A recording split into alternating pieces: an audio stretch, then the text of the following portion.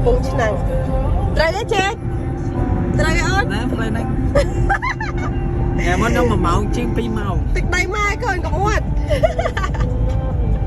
នេះចាំមិនតលេងកំពង់ឆ្នាំងណាខ្ញុំមានលុយដល់តែណាខ្ញុំអស់លុយយ៉ាអើយយ៉ាកំពុងយ៉ាងណាអីចេកឆ្នាំងមានលេងអីតែមកគេធ្វើឆ្នាំងឯនេះយកត្រីផ្សេងណោសិណោនៅđâyមែនទៅលេងទៅសិណោមួយថ្ងៃមែនចាំមិនពុកដំឡងទៅពុកឆ្នាំងឯងតែមើលតលេចាំមកវិញវ៉ាវតើសា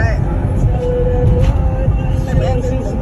បើសិនគាត់បត់តាមនោះមិនថៃដល់ផ្លូវទៅស្នងហើយចាំមើលមកចាំមើលឲ្យកំពុងចាំមើលមើលខ្ញុំជីហើយសាំងមកដែរrồiនិយាយច្រើនទេមកហត់មកទឹកដៃម៉ែ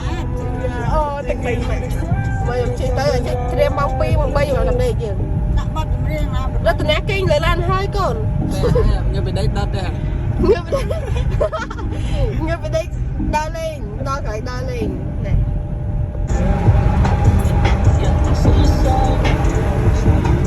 ែថតខ្ញុំដែរអីយ៉ាអូ my god oh my god កូនណាមកជីលឿនអញមិនដឹងជីដល់កុងត20ឃើញមិនដឹងជីលឿនណានេះមកគាត់វាសាណា50ទៅវាគេជី20មកខ្ញុំទៅដល់នោះមកខ្ញុំឲ្យម៉ៃមើលផ្លាកថាតើទីដែរគឺទៅកំពង់ឆ្នាំងមែនដែរឬទេចាំមើលអូយអាចមកក្បាលមកអើយសាណាមកជួយមកប្រាំអត់តឃើញយ៉ាយ៉ាញ៉ាមកសាក់មើលហើយជិះស្ទើមកវាថាបរិយថ្ងៃម៉ែទៅទស្សក៏ថាមកជិះខុសផ្លូវទេមកសគេថាមកគេធ្វើបរិយផ្លូវគេទឹកនេះម៉ែផ្លូវអត់ដឹងទេអីតែទស្សក៏មកមួយមកគឺទស្សក៏ថាអញខុសហើយតែទស្សក៏ថាមកពីគេធ្វើបរិយផ្លូវមែនគាត់ក៏ទស្សក៏ថាគាត់ជិះខុសផ្លូវដែរជួយOh my god